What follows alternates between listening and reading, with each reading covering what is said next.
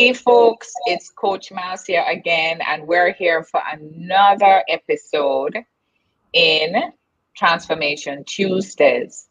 And remember, we continue to share real people who are getting real results in their business. And our guest today is Paula Roper Bacchas, and she's the CEO and founder of Paula Sells Jamaica.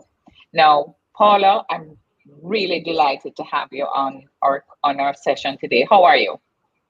I'm doing well, Marcia. I'm glad to be here.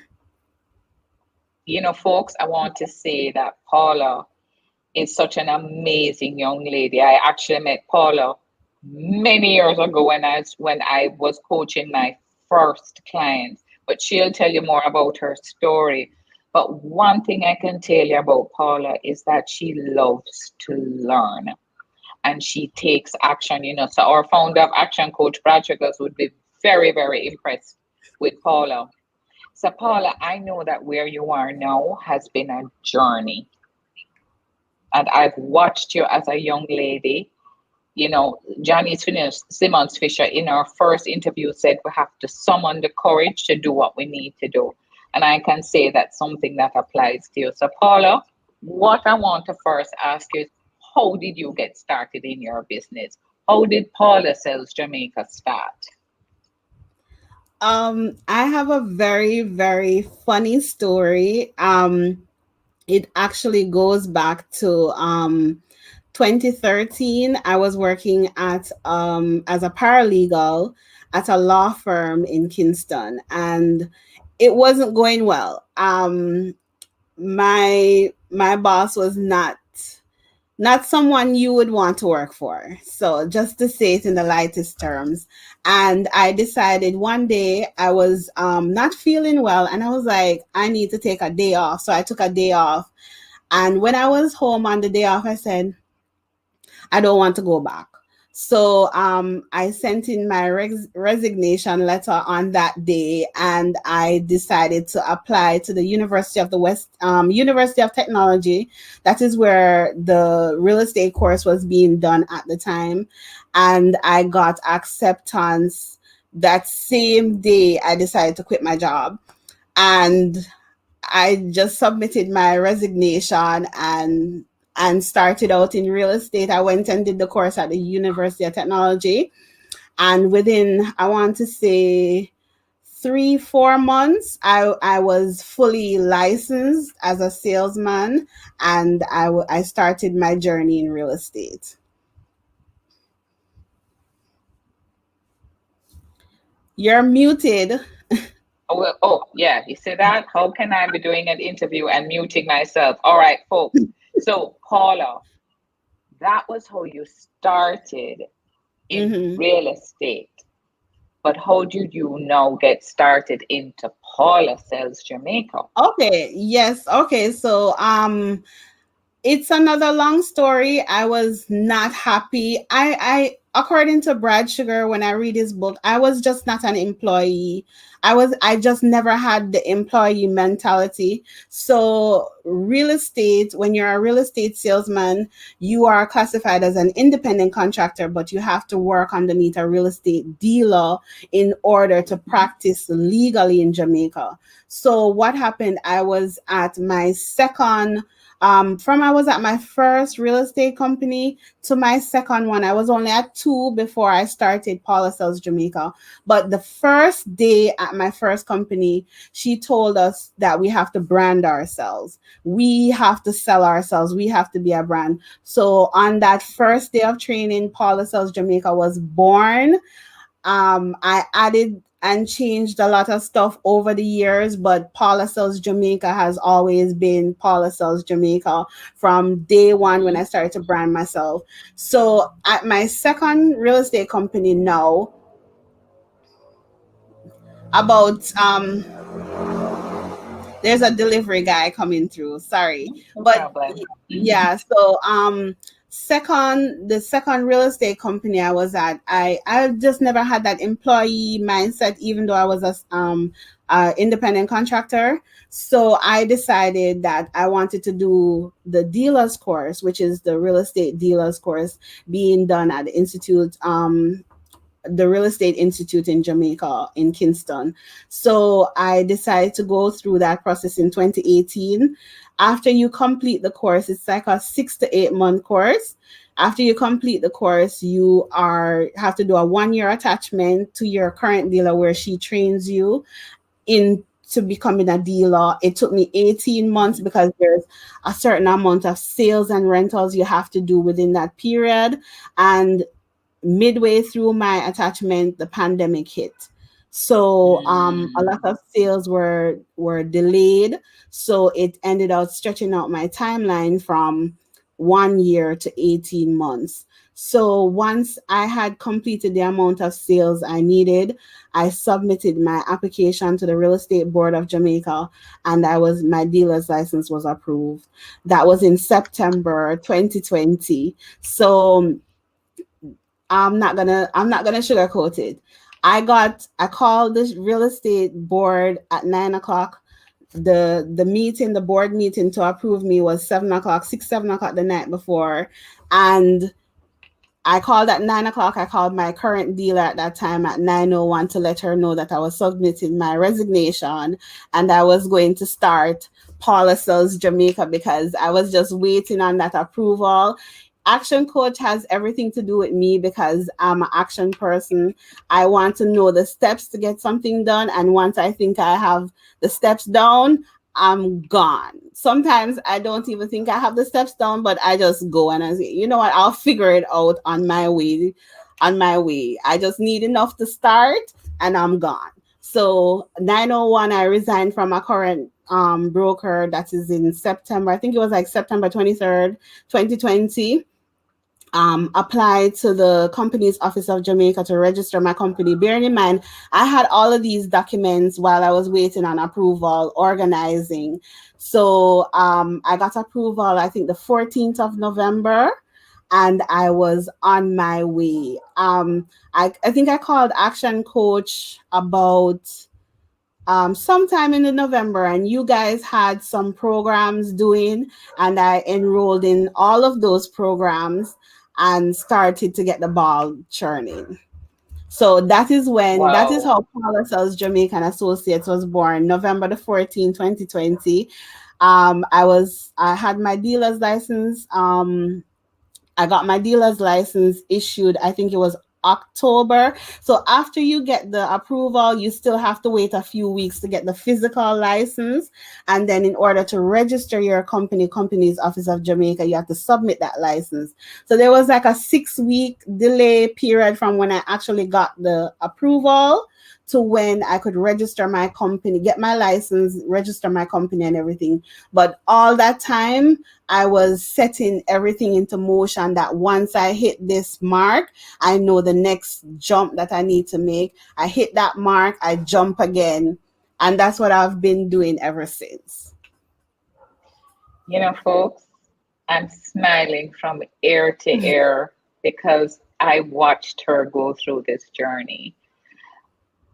I became a coach 11 years ago because this is what I love to do. I want to help our SMEs, our entrepreneurs succeed. And you know, stories like this of courage, of determination, Paula exemplifies that.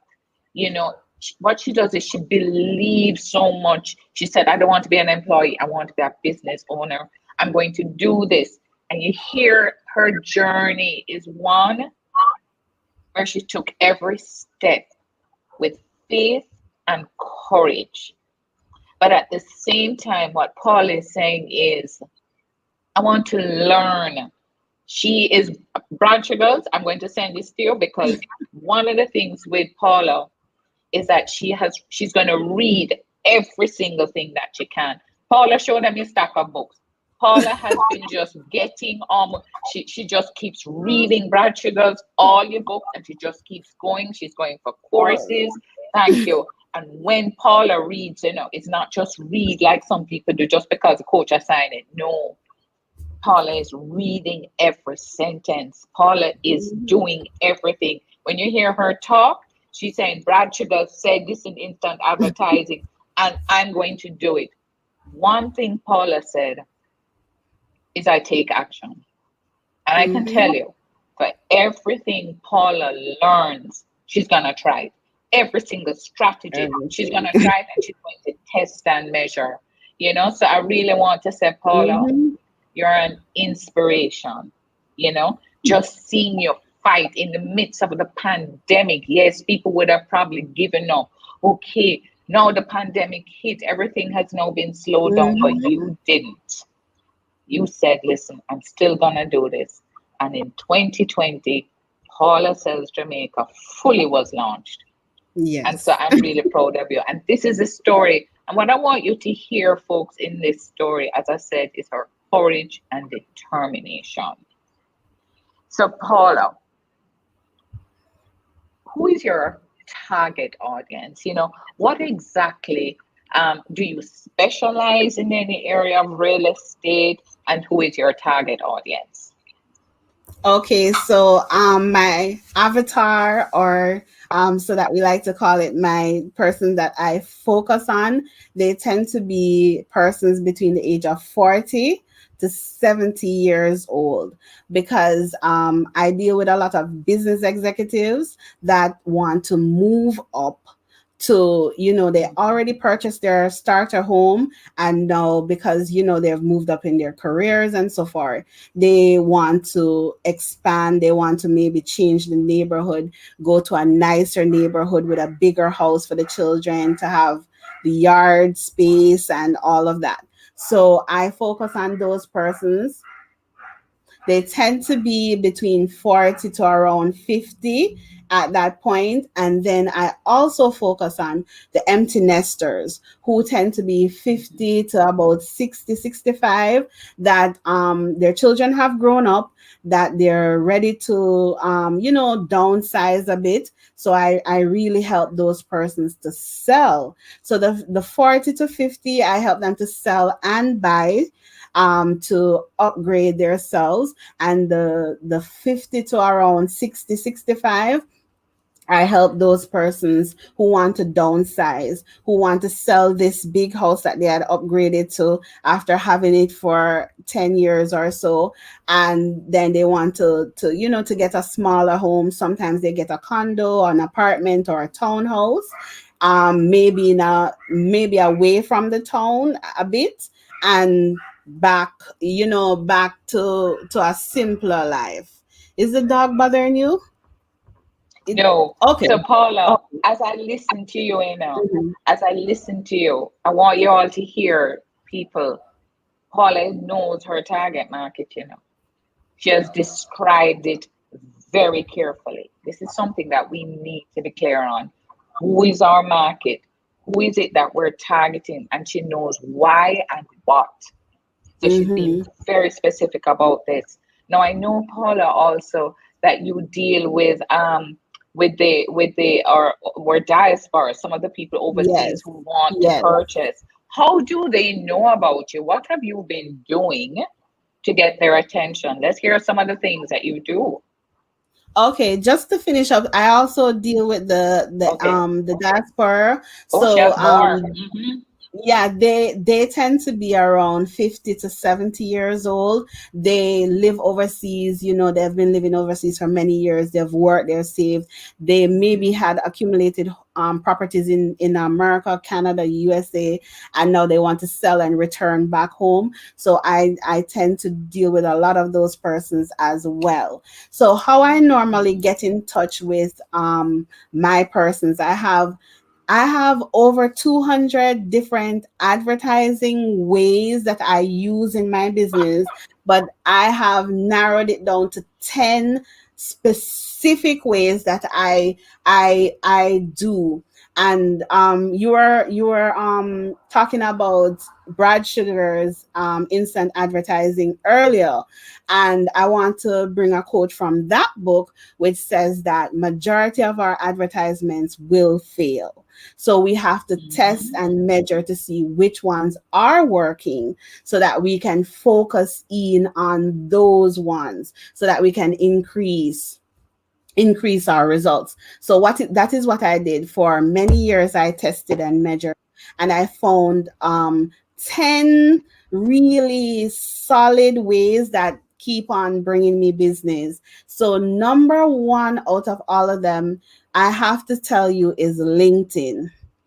um I talk about LinkedIn every day, and some people look at me and question sometimes my sanity, because they're like, how do you use LinkedIn to make money? And I said, it's so easy. LinkedIn, I'm going to tell you, from the pandemic started, LinkedIn has been my major source of getting business, sellers and buyers, locally and internationally. I have been going about my business and I get calls. People want me to sell their houses or whatever it is through LinkedIn. People I've never spoken to, people who were not even connected, that have somehow some way come across me on LinkedIn, that they can see I have about 30 something recommendation, and majority of those persons are persons I had met on LinkedIn, that I somehow we formed a relationship and we did business together and it was good, and they tend to continually give me business. And because I work well with their people, I get it. Just it's like it's just over and over. So LinkedIn is my number one, and YouTube is my number two. So I have a YouTube channel that every week on Sundays at 9 a.m. I do a video for my YouTube channel and I put it out there. So the key with YouTube is to have a set day and time that you release a video, so that persons know that every Sunday at 9 a.m. they can turn on their YouTube and I will be there with a new video for them. So when I do that, I have a lot of persons who find me on YouTube, because I think in Jamaica, I can't speak for anywhere else, but in Jamaica, a lot of real estate agents do not utilize, number one, they do not utilize LinkedIn. Number two, they do not utilize YouTube, because those are two of the hardest social medias to use. In my humble opinion, they're very difficult, and you're not gonna just stumble upon discovering how to use them. It comes with consistency, it comes with a heap of patience, and it comes with knowing what to do. And the only way how you can know that is test and measure. If you do something and it doesn't work out, you just have to try something else and see what works out. So my YouTube channel, I started YouTube and LinkedIn around 2014 when I got into real estate, but I focused more on LinkedIn because LinkedIn I got better quality leads over YouTube. So I was, because YouTube is a long game. LinkedIn is a long game too, but YouTube is an even longer game. So to get the momentum going on YouTube was very, very difficult. I don't even think I'm halfway on the momentum train on YouTube, but everybody needs to remember that YouTube is the second largest search engine in the world, and it is owned by the first largest search engine in the world, which is Google. So if you can get your videos to rank on YouTube, they will also rank on Google. So if someone goes into Google and they search real estate in Jamaica, sometimes, not all the time, I will appear. Like if they search something that I have specifically spoken about, or an area or property that matches their description, I will surface. And that's how I get a lot of my business. So more and more as the time progresses, I'm getting better and better at YouTube. And every day is, you have to try and try and try, and it gets better. So YouTube, and also what I wanted to measure, I wanted to mention Facebook and Instagram. Yes, I do focus on those as well as to get exposure. But you must remember that Facebook and Instagram are paid. You're, even if somebody follows your Facebook and Instagram page, you are not going to just automatically surface to them if you don't pay some money, right? Yes, you'll surface every now and then to people that follow your pages, but you're not going to consistently surface unless you pay money to them. So how I have been able to bootstrap my business and spend a little less money than a lot of the bigger companies in Jamaica, because there's a lot of big real estate companies in Jamaica. I'm a very, very small company compared to all of these bigger companies that have the budgets to run these big Facebook ads or these big Instagram ads. So I decided to focus on areas that are not being focused on a lot by those bigger companies, which are LinkedIn and YouTube, because yes, you can pay to run ads on these platforms, but I find that when it's very difficult to, even with paid ads, to get traction on the LinkedIn and YouTube. So you have to just know your game when it comes to those platforms. You can't bypass the game like Facebook and Instagram with money. So that is how those two, number one and number two, which is LinkedIn and YouTube, those are my two big ways that I really get exposure. Before the pandemic, I used to do a lot of networking. I used to go to any networking event that I found, I whether know. whether it was being done by PSOJ, Action Coach, I was mingling, I was talking to the people, introducing myself. I was like, they might forget me anyways. Even if they don't want to talk to me, you have to you just have to, like, when you have your business and you need to promote it, you have to make up your mind, and you're going to say to yourself, is am I going to feel ashamed if this person, shuns me or something? And you just have to, like, just dust it off and go. Like, if you go up to talk to somebody and they don't want to talk to you, say, oh, well, nice meeting you, and you just go to the next one. Every no gets you closer to a yes. Every no Oh, gets you closer to Paula. And guys, I hope you know what you're getting here is gold. Paula is giving you real life. You hear how much marketing strategies she said she had? Over 200. And then she tested and measured and know, and then she went down to 10. And then she continues to test and measure so she know what worked. You hear her saying? Quality leads. She knows how much she pays for the leads. You have soaked up instant advertising. You have gotten Brad Sugars into your brain. But what you are hearing is a young lady who understands marketing. That you have got to, even she says before the pandemic, she was networking. Now that you can't do it and we're in a pandemic, she's found other ways. So really what I want you to hear, folks, is she knows her target market and she says, how do I find them? What strategies will I use? How do I develop the relationship? She knows she needs to give great service and then they will keep referring others to her. So Paula, I really have to say, listen, man, I just love listening to you. And I can tell you folks, I've just watched her just pick up things and just go with it. Paula is going to try everything. She's going to learn. She's going to read. And she doesn't just read, she takes action. So Paula, really, you're an inspiration. Absolute inspiration. So what has been the greatest impact on your business since COVID? So November, I know we had lockdowns and different. What has been the greatest impact of COVID on your business? There's been a lot, because remember, real estate is a contact is a contact industry. You have to meet people, you have to show people properties, you have to walk them through the process. There's a lot of contact, there's a lot of face to face. So that was when the pandemic hit. I sat down and I thought to myself, what am I going to do? What am I going to do? I had to brainstorm because, listen,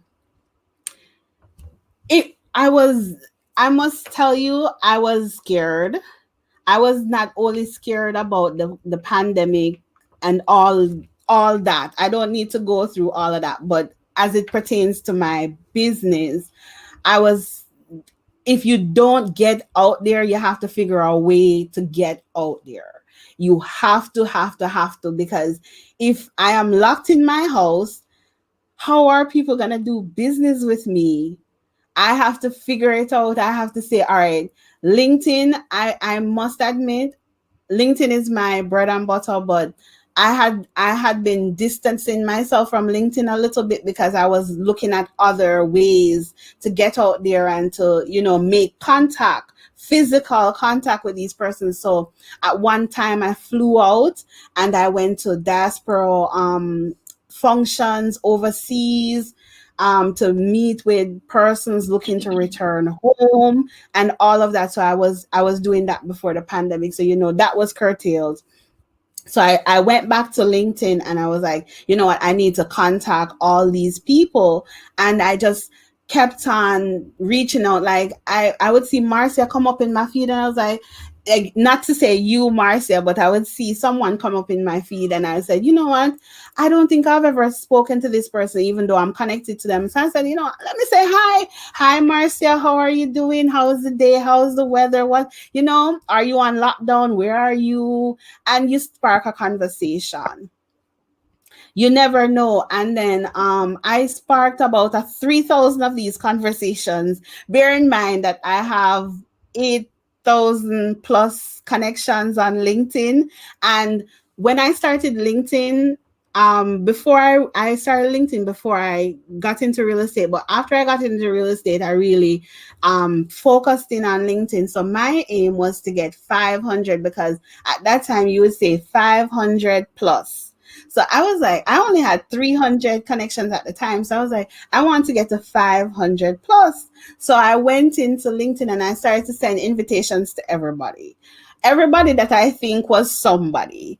I was going to invite anybody. I just wanted to talk to, because you never know who people are. Maybe they have something, maybe a remote as their work on LinkedIn, but they just haven't updated it. Maybe they don't even work there anymore. So I said, you know what, let me just connect. I wanted to see 500 plus.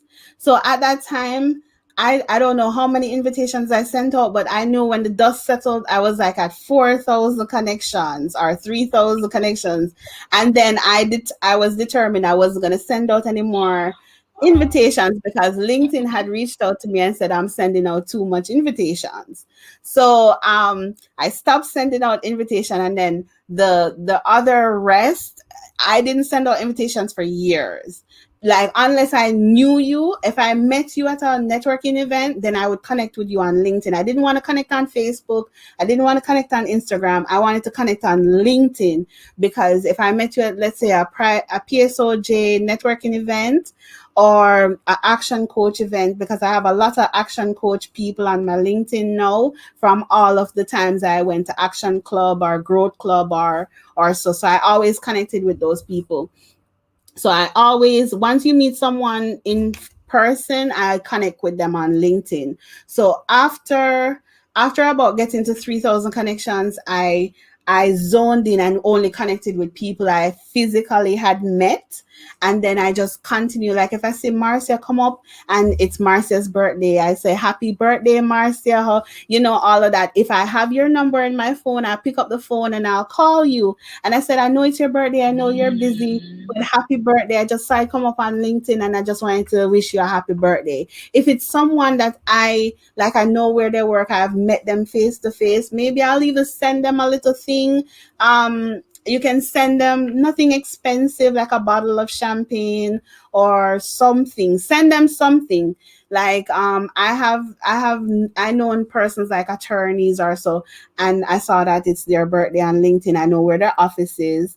I have a little batch of cards that say happy birthday. You can buy them on Amazon. You write a little note in there, Marcia, happy birthday. Just take this little champagne or something. And then like when I have clients, I all during the process I try to I'll reach out to them and say, what's your favorite restaurant or whatever? You could ask them, what's your favorite champagne? What's your favorite whiskey? What's their this, what's their that? I've bought weekends at hotels. Yeah, for those, those types of clients, Top you clients. want to leave because everybody does it. If you have a client at a certain level, you have to rise to that level to get noticed. So if you have a client, you close a big deal with them, a little bottle of champagne is just not going to do, right? Marcel is not going to do. So you have to think of innovative ways.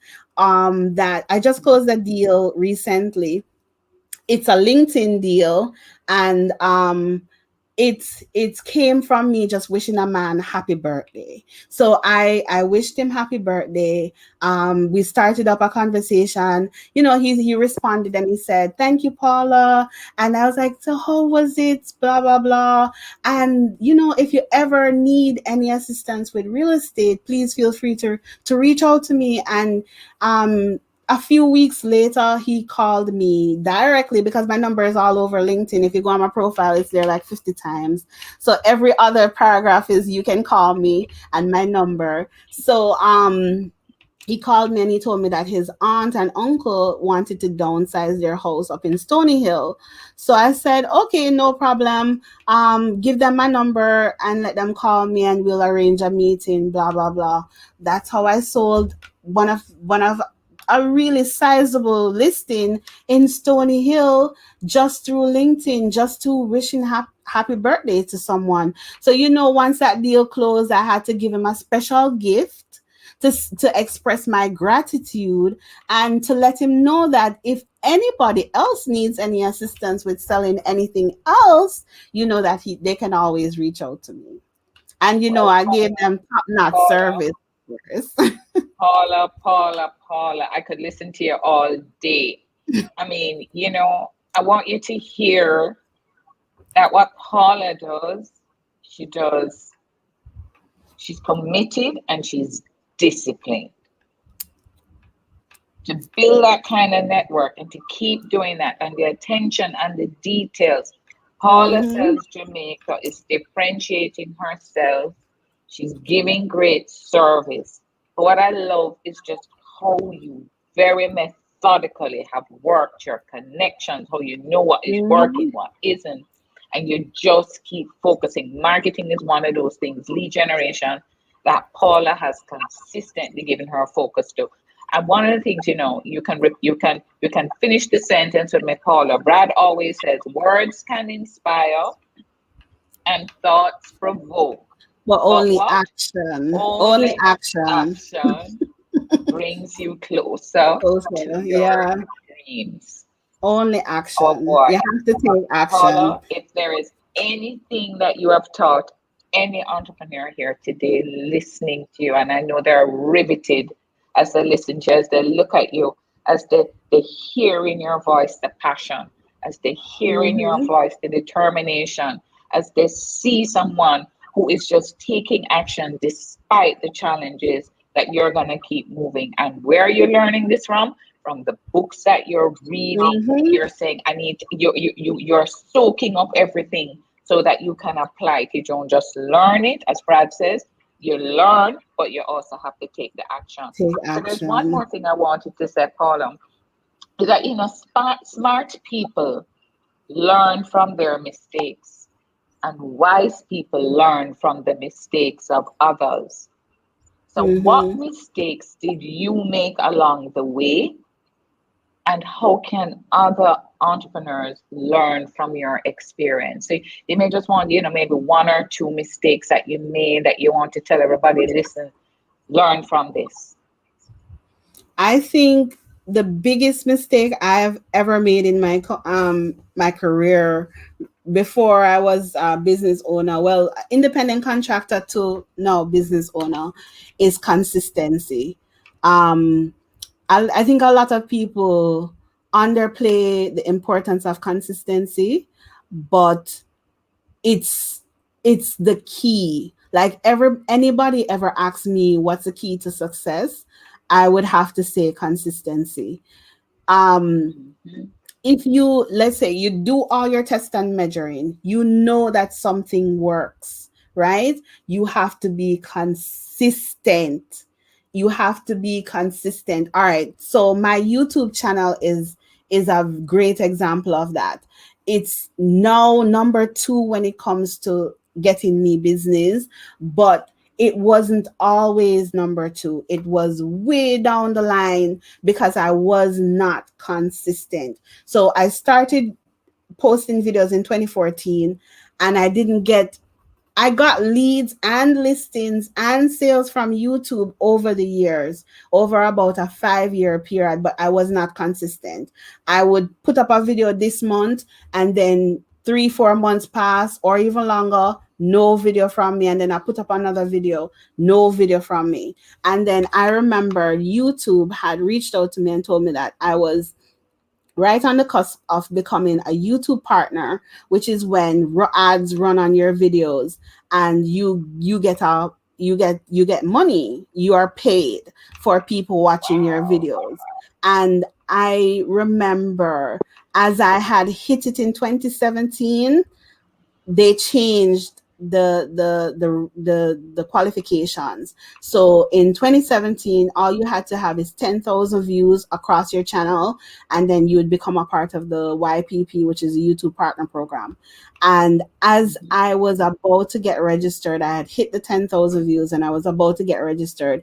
They changed it to 1,000 subscribers and 4,000 watch hours, not minutes, hours. So somebody has to watch your channel for a minimum of 4,000 hours. And it sounds difficult because it is very difficult. So at that time in 2017, when I got that news, that email, I was very discouraged. I stopped YouTube for almost 2 years. I wasn't posting on it. I was still in real estate. I went back to LinkedIn full time and just focused all my energy on there and was doing business on there. And then in 2019, just before the pandemic hit, I said, you know what?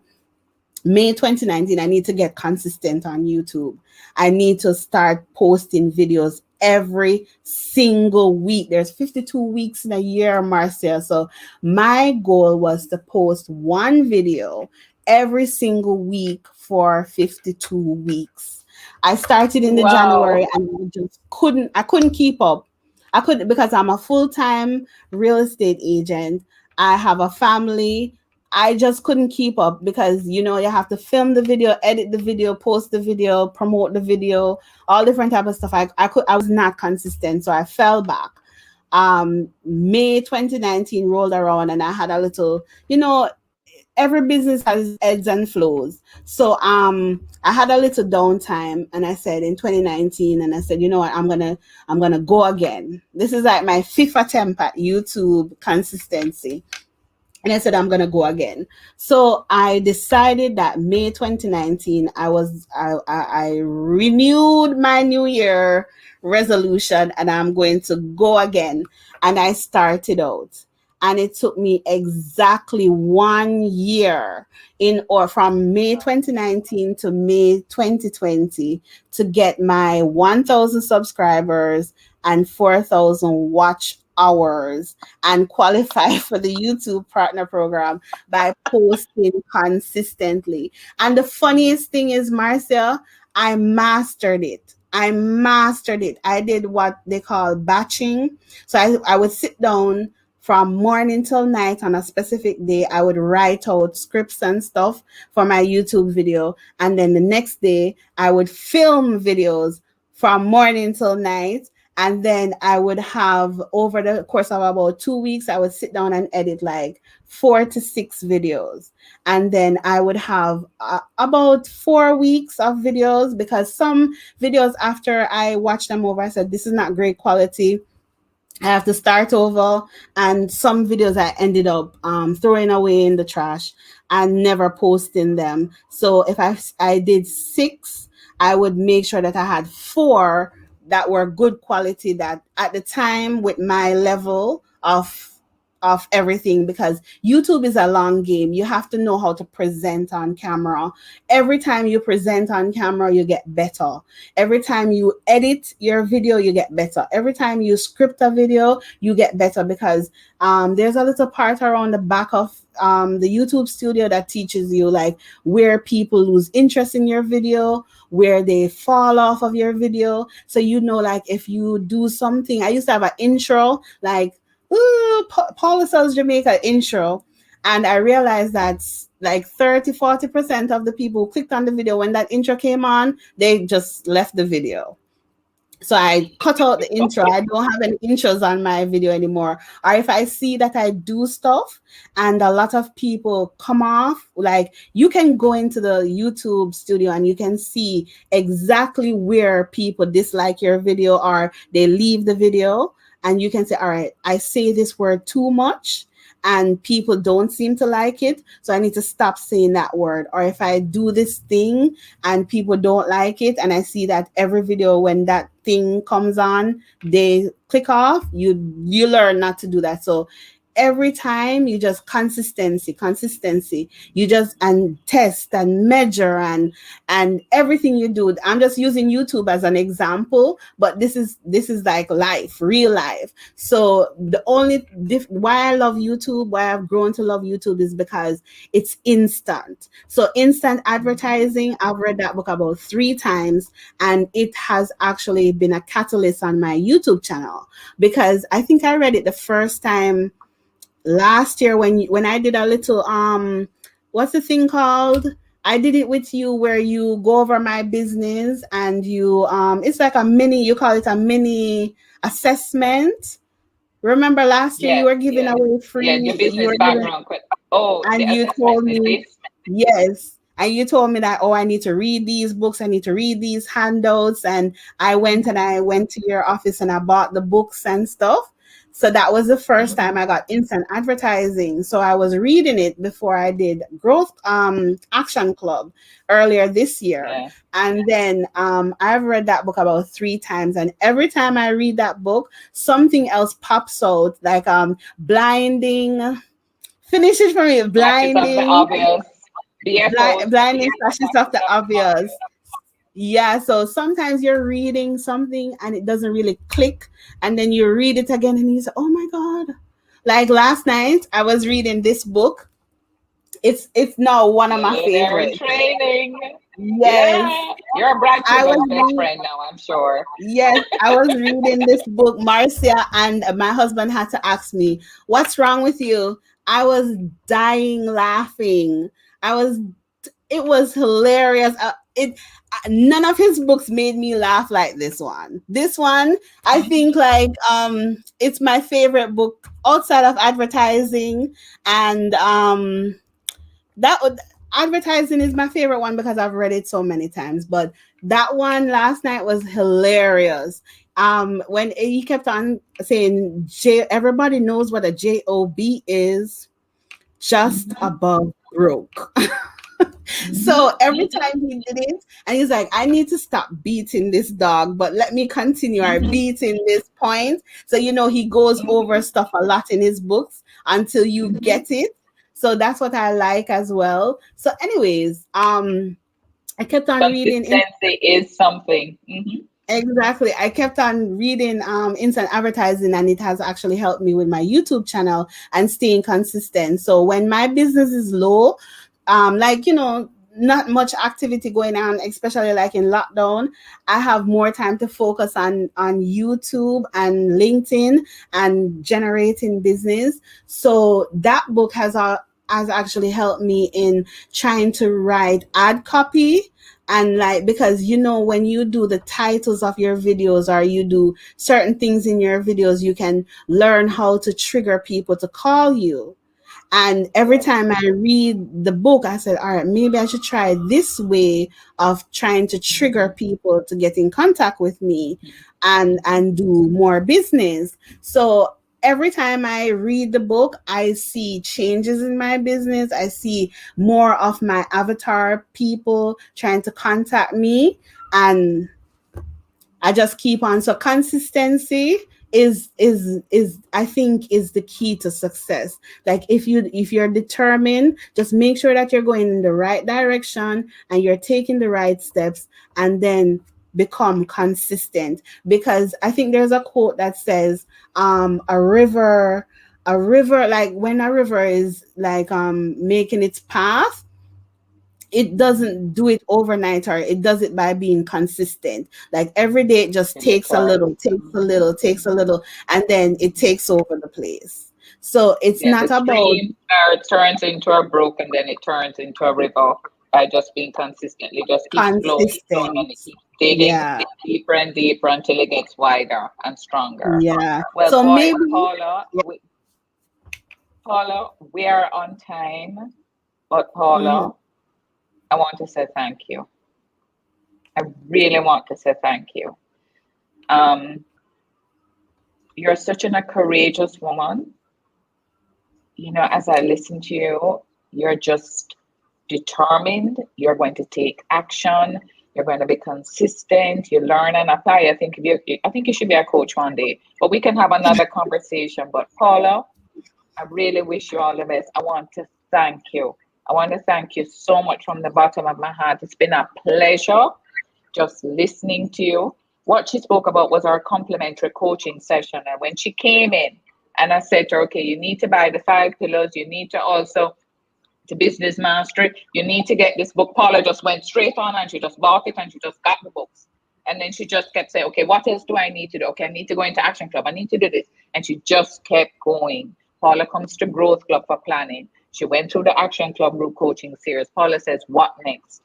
Folks, you cannot Mhm. grow a business that is bigger than your thinking. And you have to learn and apply everything. And you have to test and measure, as Paula said. So, Paula, I really want to thank you. And, folks, I do hope that you were truly inspired. I am truly inspired. I mean, when you hear what Paula did for YouTube, I mean, down to what works, when it is said, I mean, I'm like, what? So I'm saying, whatever she goes after, just like LinkedIn, she masters it. She go to YouTube, she masters it. What that means is consistency and depth. Mhm. So, Paula, I wish you all the best. I know I'll see you in their different programs, Growth Club, everything else. You're going to continue growing, and we are going to be there right by your side. So it has been a pleasure, folks. Rewatch this. It's on YouTube. We're streaming on YouTube, Facebook, and our Facebook group. We build successful businesses. Listen to what she said. Get up, be consistent, and take action. So for now, have a wonderful evening, and I'll see you for our next episode. Take care.